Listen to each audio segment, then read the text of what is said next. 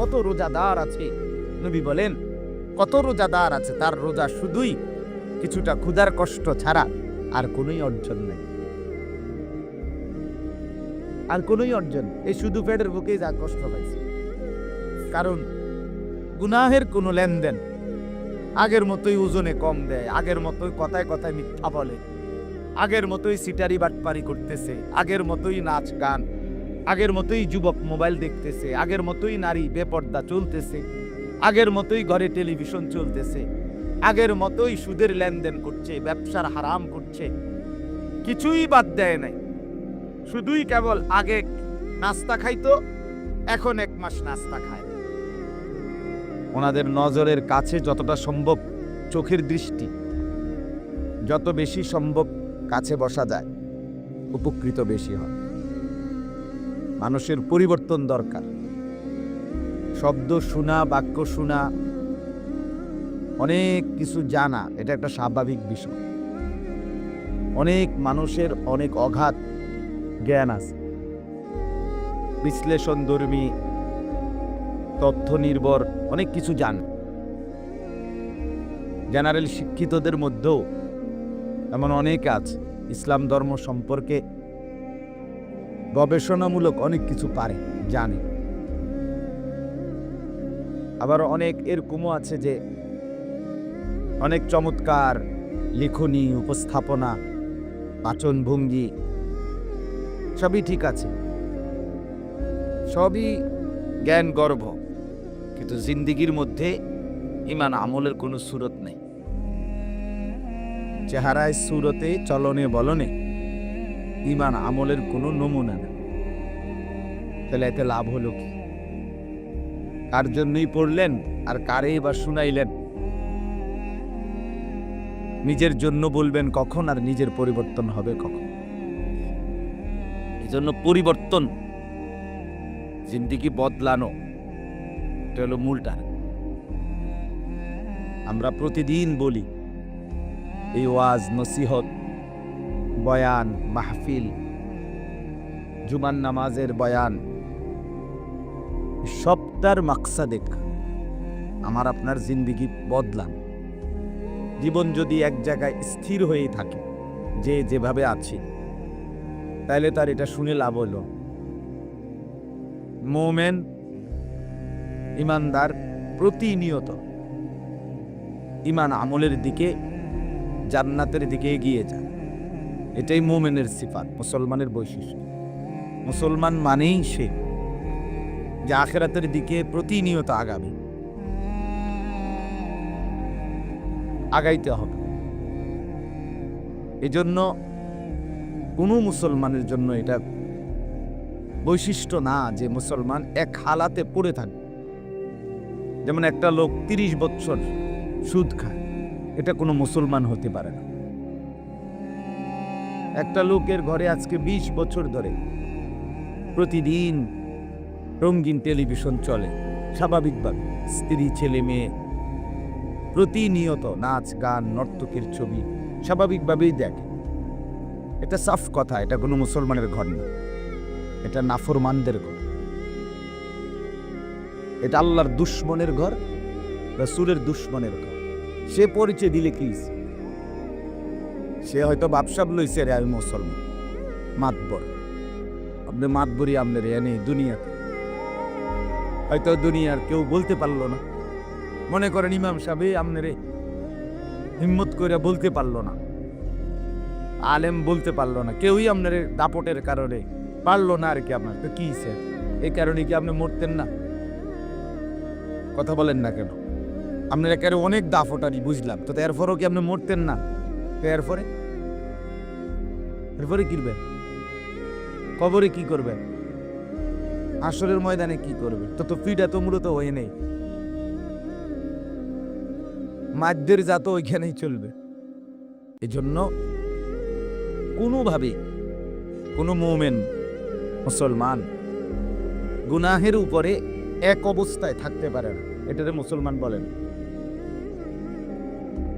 একজন লোক, আমি প্রত্যেক দিনের কথাটা বলি, গুনাহ আমারও আছে, গুনাহ আপনারও আছে, কিন্তু গুনার উপরে জমে থাকা, গুনাহটাকে নিজের জীবনের একটা স্বাভাবিক বৈশিষ্ট্য বানিয়ে ফেলা, এটা মুসলমান হতে পারে। বুঝছেন কিনা? একজন লোক প্রত্যেকদিন মিথ্যা কথা বলতে পারে না। একজন লোক প্রতিনিয়ত ওজনে কম দিতে পারে না, সে যদি মুসলমান। কোনো মহিলা, সে যদি মুসলমান মেয়ে হয়, নারী হয়, মুসলমান কন্যা হয়, মুসলমান মা হয়, তো লাগাতার প্রতিদিন বেপর্দা না, এটা কোনো মুসলমান মহিলা না। এটা কোনো অসভ্য মহিলা হইতে পারে, হাইওয়ান মহিলা, জানোয়ারের স্বভাবওয়ালা মহিলা হইতে পারে, কিন্তু মুসলমান মহিলার নাম যে লাগাতার গুনাহটাকে স্বাভাবিক বানায়। একজন যুবক প্রতিদিন পুরা বছরের 365 দিন কোনো সময় ফজরের নামাজ পড়ে না, এই অপদার্থ মুসলমান যুবক না। এটা এমনি কোনো প্লাস্টিক হইতে পারে, এমনি মানুষ হইতে পারে, ভাত মাছ খায়, দুনিয়া ভোগ করে। তো এগুলো তো গরু ছাগলও দুনিয়া ভোগ করে, জন্তু জানোয়ারও তো দুনিয়া ভোগ করে, খায়, ঘুমায়, উপভোগ করে, খালাস। এতটুকু কোনো অবাক কিছু না। খাওয়া পান করা, ঘুম যাওয়া, পেশাব পায়খানা করা, এটা কোনো অবাক কিছুও না, আশ্চর্য কিছুও না। যৌন চাহিদা পূরণ করা, এটাও কোনো অবাক কিছু না। কুকুর বিড়ালেরও যৌন চাহিদা পূরণ হয়, কুকুরেরও বাচ্চা আছে, বিড়ালেরও বাচ্চা আছে, খালাস। তাইলে অতএব এটা বোঝার বিষয় মুসলমান কাকে বলে, যে প্রতিনিয়ত গুনাহ ছাড়ে, প্রতিনিয়ত ইবাদতের দিকে এগিয়ে যায়, আখিরাতের পথে যে আগায়, তাকে মুসলমান। ফাস্তাবিকুল খায়রাত, আল্লাহ তাআলা বলেন কল্যাণের জন্য, নেকের জন্য নিজেদের মধ্যে প্রতিযোগিতা করো। প্রতিযোগিতা করো মানে, প্রতিযোগিতা মানে এগিয়ে যাওয়ার চেষ্টা। কি বলেন? প্রতিযোগিতা তো এটারই বলে, অন্যকে ডিঙ্গায়া আমি সামনে যাব, আগায় যাব, তাকেই বলে প্রতিযোগিতা।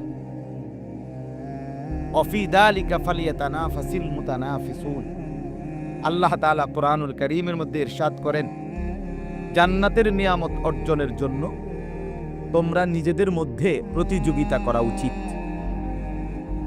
এগিয়ে যাওয়ার চেষ্টা করা উচিত। এটা আল্লাহ তাআলা কোরআনে বলছেন। কুরআনুল কারীমে আল্লাহ তাআলা বলছেন, ওয়াসারিউ ইলা মাগফিরাতিম মির রাব্বিকুম, তোমাদের রব আল্লাহ তোমাদের জন্য মাগফিরাত নিয়ে অপেক্ষা করছেন। তোমরা দৌড়িয়ে ছুটে দ্রুত গতিতে মাগফিরাত নেওয়ার জন্য ছুটে আসো। মুমিন মাগফিরাতের দিকে দৌড়ানো, মুমিনের পরিচয় সে মাগফিরাত, আল্লাহর ক্ষমা নেওয়ার জন্য দৌড় ছুটে। হাদিসের মধ্যে আছে, যখন রমজানের চাঁদ ওঠে তখন একজন ফেরেশতা ডাকতে থাকে, ইয়া বাগিয়াল খাইর আকবিল, হে নেক কাজের আগ্রহীরা, আকবিল, আগায় আসো, এগিয়ে আসো।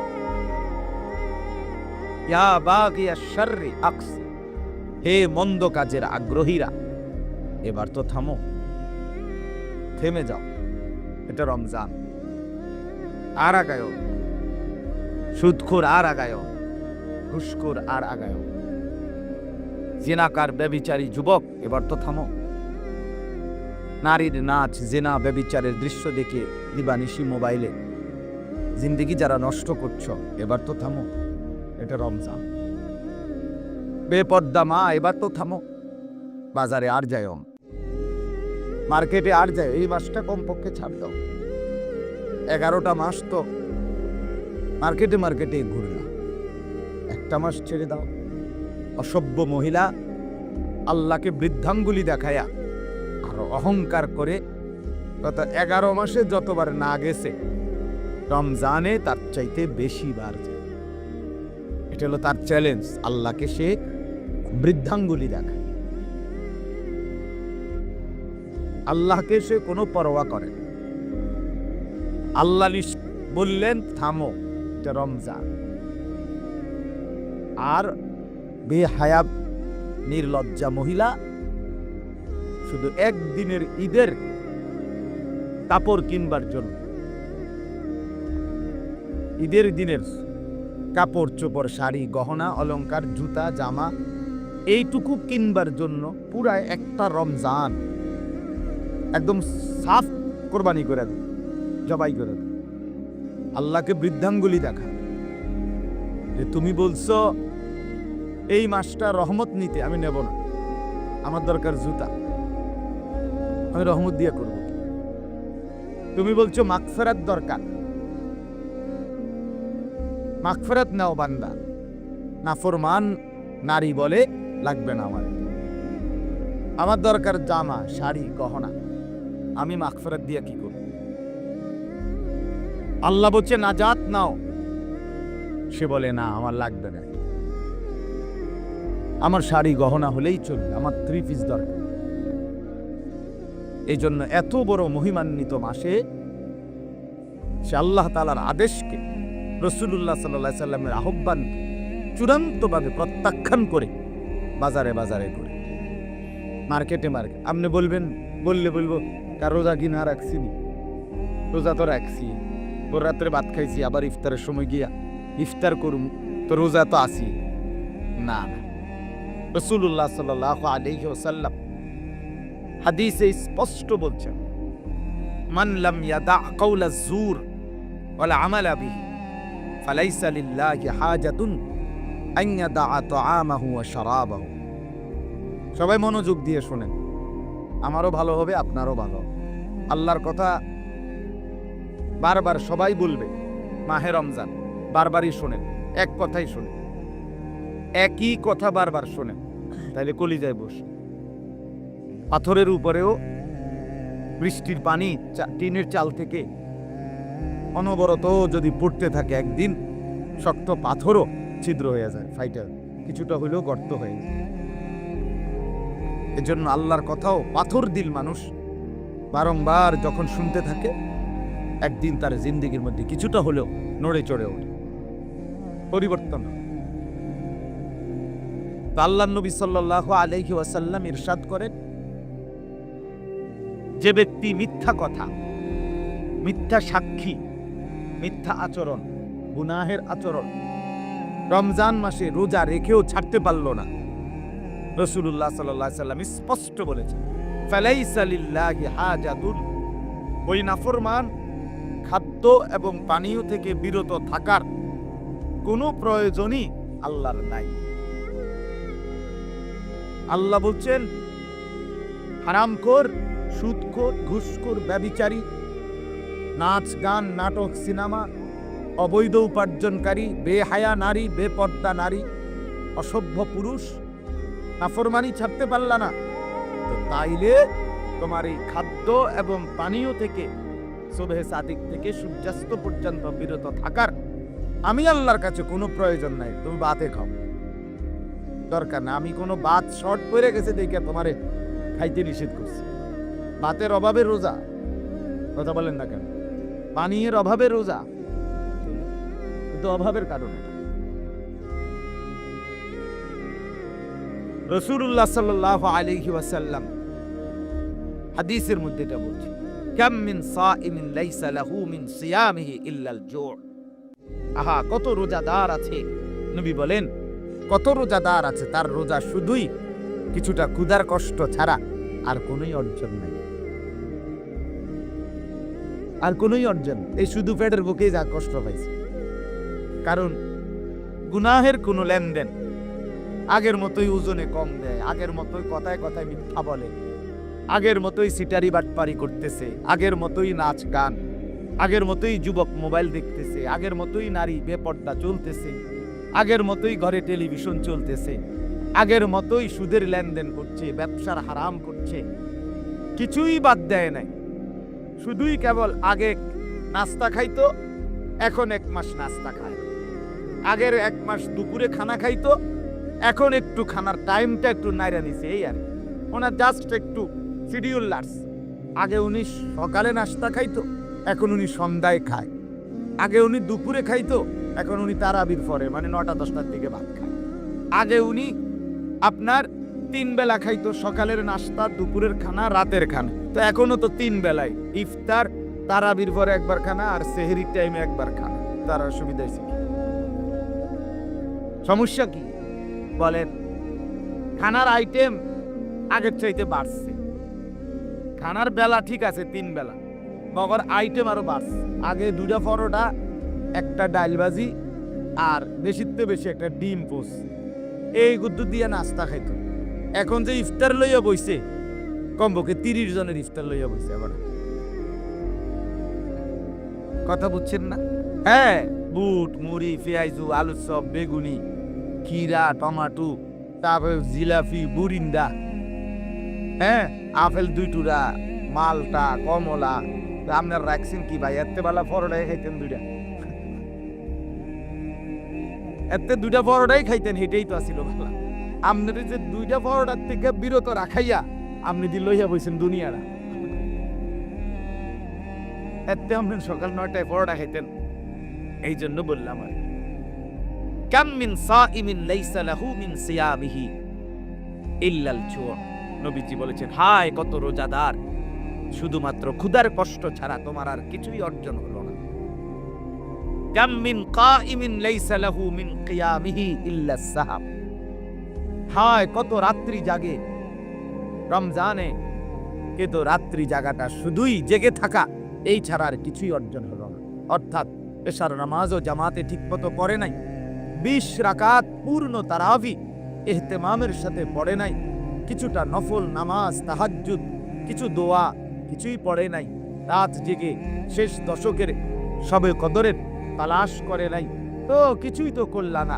এমনি এমনি শুধু রাত্র জাগলা, দেরি করে ঘুমাইলা, এই এতটুকু ছাড়া আর কিছুই হলো না।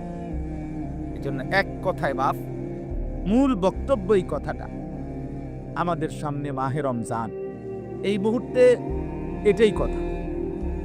এই মুহূর্তে কাউন্ট ডাউন, এই মুহূর্তে শুধু গুণা, সংখ্যা গুনার সময়। অর্থাৎ আর কয় দিন বাকি? আর 14 দিন, আর 13 দিন, আর 12 দিন, আর 11 দিন, আর 10 দিন, এভাবে। এখন এটা কাউন্ট ডাউন, এখন এভাবে গুনতে হবে। বাকি সংখ্যাটা কি করতে হবে? গুনতে হবে। আপনার বিভিন্ন বড় কোনো অনুষ্ঠান, বড় কোনো কিছু হইলে পত্রিকাওয়ালারা এরকম কাউন্ট ডাউন করে, গুনে পত্রিকার করে, বিশ্বকাপের বাকি আর মাত্র 12 দিন, পরের দিন লেখে পত্রিকা আর মাত্র 11 দিন, আর মাত্র 10 দিন, এমনি এমনি হেরা লেখে, মানে একদিন কমাইয়া আনে। এক মোমেনের জন্য সবচেয়ে আকাঙ্ক্ষার মাস, প্রিয় মাস, প্রিয় নবী সাল্লাল্লাহু আলাইহি সাল্লামের 2 মাস প্রতীক্ষার মাস। লাগাতার আমি নিজে কিতাবে পড়ছি, আকাবির কা রমাদান কিতাবে আছে, ফাজাইলে আমালের ভিতরে দাওয়াত ও তাবলীগের সাথীরা যেই কিতাব পড়ে, শেখুল হাদিস হযরত মাওলানা জাকারিয়া রাহমাতুল্লাহ আলাইহির লিখিত কিতাব ফাজাইলে আমালের মধ্যেও ফাজাইলে রমজান এই অংশের আলোচনার মধ্যে আছে। পূর্ববর্তী জামানার এমনও বুজুর্গ ছিলেন অহরহ, যারা একটি রমজান শেষ হইলে, এই রমজানের ঈদ আসলেই পরদিন থেকে আবার পুনরায় প্রতিনিয়ত দোয়া শুরু করতেন, আল্লাহ আগামী রমজান পর্যন্ত হায়াত। 1 বছর রমজান আকাঙ্ক্ষা করে, রমজানের জন্য আকাঙ্ক্ষা করা, এটা একটা রাসূলুল্লাহ সাল্লাল্লাহু আলাইহি ওয়াসাল্লামের আমল। রমজানকে চাইতে হয়, রমজানের আকাঙ্ক্ষা করতে হয়, রমজানের আকাঙ্ক্ষা করতে হয়, এটা গুরুত্বপূর্ণ। ইমাম ইবনু রজব হাম্বলি রাহমাতুল্লাহি আলাইহি লিখিত কিতাবে উনি বলছেন, এই দিন রাত্রের আপনার লাতাইফুল মাআরিফ এই কিতাবের মধ্যে বিখ্যাত কিতাব এটা, ওইখানে আছে ইমাম ইবনু রজব হাম্বলি রাহমাতুল্লাহি আলাইহি বলেন, হায় আল্লাহর বান্দা, কত মুমিন, কত মুসলমান, খেয়াল করেন কথাটা, প্রতিদিন রমজানের জন্য দোয়া করতেছে, আল্লাহুম্মা বারিক লানা ফি রাজাব ওয়া শাবান ওয়া বাল্লিগনা রমাদান। তিনি বলেন যে এই দোয়া যে আল্লাহ রমজান পর্যন্ত পৌঁছায় দেন, পৌঁছায় দেন। এ কথা বলতে বলতেই প্রতিদিন কত মানুষ খবরে চলে যাচ্ছে। আজকে কি কেউ মরে নাই পৃথিবীতে? কথা বলেন না। আজকে কি কোনো মুসলমান মারা যায় নাই? আগামীকাল কি কোনো মুসলমান মারা যাবে না? তারপর দিন যাবে। এই মানুষগুলোও তো আল্লাহর কাছে চাইতেছিল যে আল্লাহ রমজান পর্যন্ত পৌঁছায় দেন, রমজান পর্যন্ত। আমিও চাচ্ছি, আপনিও চাচ্ছেন, কিন্তু এইভাবে প্রতীক্ষা করতে করতে কতজন কবরে চলে যাচ্ছে, পাইল না। এরপরে যদি আল্লাহ আমাদেরকে হায়াত দেয়, দয়া করে দেয়, তাহলে কত আকাঙ্ক্ষার ধন আমার, কত অপেক্ষার আমার আকাঙ্ক্ষিত বস্তু এই মাহে রমজান, সেটাকে যদি আমরা কদর না করি, যথাযথ মূল্যায়ন না করি, তার চাইতে বড় আফসোস আর কিছুই হইতে পারে। এই জন্য আপনারা শুনছেন বাপ, ওলামায়ে কেরাম, আপনাদের মসজিদের ইমাম সাহেবরা প্রতিনিয়ত এটা বলে যে রাসূলুল্লাহ সাল্লাল্লাহু আলাইহি সাল্লাম বলছেন, নবী সাল্লাল্লাহু আলাইহি সাল্লাম রমজানের শেষ দিকে আইসা জিবরাইল নবীকে শুনাইছেন, ইয়া রাসূলুল্লাহ সাল্লাল্লাহু আলাইহি ওয়াসাল্লাম, রমজানের মতো এত বড় একটা মাস পেল যে ব্যক্তি, অথচ নিজের গুনাহ মাফ করাইতে পারলো না, নিজেকে আখিরাতের জন্য প্রস্তুত করলো না, জাহান্নাম থেকে বাঁচার চেষ্টা করলো না, জান্নাত লাভের চেষ্টা করলো না। আল্লাহ রসুলকে জিবরাইল আইসা রমজানের লাস্টে আইসা নবীকে বলছেন, ইয়া রাসূলুল্লাহ, তার উপরে আল্লাহর লানত, তার উপরে আমি জিবরাইলেরও লানত। নবীজি বললেন, আমিন, তার মানে আমি মুহাম্মদেরও লানত, আমারও লানত। আমিন বলছেন। রাসূলুল্লাহ সাল্লাল্লাহু আলাইহি ওয়াসাল্লাম অভিশাপ দিতেন না, নবী সাল্লাল্লাহু আলাইহি সাল্লাম রাগ করতেন না, নবী সাল্লাল্লাহু আলাইহি সাল্লাম উত্তেজিত হতেন না, কিন্তু এখানে এসে নবী সাল্লাল্লাহু আলাইহি সাল্লামও নিজের রাগ দেখাইলেন, তিনি তো আমিন বললেন। তার মানে নবীজি কষ্ট পাইলেন যে হায় উম্মত, আর কিভাবে বললে আমি, আর কতগুলো হাদিস বললে, আর কতবার বললে উম্মত তুমি রমজানকে কদর করো, আর কেমনে বললে, আমি আর কিভাবে বলতাম,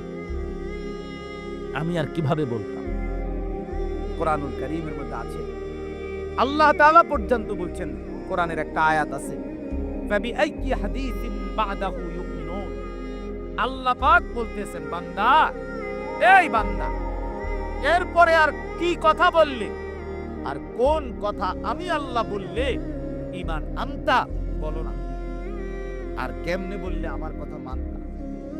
আমি আল্লাহ জান্নাতের কথা কতবার বললে কোরআনে, এতবার বললাম, তবু বিষয়টা পাত্তা দিলা না।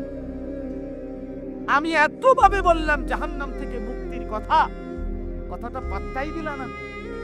আরে কি শক্ত তুমি এরকম নাফরমান হইলা কেমনে বান্দা, কথা বলে। আরে মুসলমানের বাচ্চা যে, যারে আল্লাহ তাআলা মুসলমান পরিচয় দিয়া বানাইছেন, সে এত পাষাণ হয় কেন? ইনসাফের কথা বলে। আরে তুমি তো ইহুদি না, তুমি খ্রিস্টান না, তুমি তো হিন্দু না, বৌদ্ধ না, নাস্তিক না, মুরতাদ না, তুমি কাফের না বেটা, মুসলমান। তুমি এক মায়ের পবিত্র দুধ খাইছো 2 বছর, তুমি এক বাবার হাতে বড় হইছো, একজন মুসলমান। জন্মসূত্রে পরিচয় যে মুসলমানের পেল, সেই ছেলেটা খোদার 365 দিনে কোনদিন ফজরের নামাজ পড়ে না। এই জানোয়ার এত বড় জানোয়ার হইল কেন? আর তার মা বাপ এটা কি সন্তান পালতেছে আমি তো বুঝি। আরে অপদার্থ মা বাপ, পুতেরে পয়সা কামাইবার লাগা মেশিন বানাইতে আছে, উপার্জনের মেশিন বানাচ্ছে।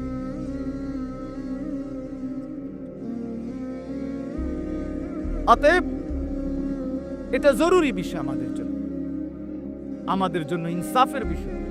আলহামদুলিল্লাহ, হুজুর আসতেছেন, আমাদের আজকের এই মাহফিলের প্রধান আলোচক আল্লামা হযরত মাওলানা মুফতি সাখাওয়াত হোসেন রাজি দামাত বারাকাতুহুমুল আলিয়া। হযরত ইনশাআল্লাহ এক্ষুনি কথা বলবেন। আপনারা সবাই মেহেরবানি করে বাইরে যারা আছেন, দয়া করে হযরতের জবান নিঃসৃত কথা শুনবার জন্য সবাইকে অনুরোধ করছি। অনেক কষ্ট করেই একটা মাহফিল মিলানো হয়, অনেক কষ্ট করেই হযরত এসেছেন। দয়া করে প্রত্যেকেই বাইরে যারা ঘুরছেন, দাঁড়িয়ে আছেন, সবাই দয়া করে চলে আসেন। আল্লাহ তাআলা আমাদের সবাইকে উত্তমভাবে কবুল করেন, তৌফিক দান করেন। আজকের এই মাহফিলকে আল্লাহ তাআলা বরকত দান। সপ্তাহে 200-300 টাকা দিয়ে খেলেন।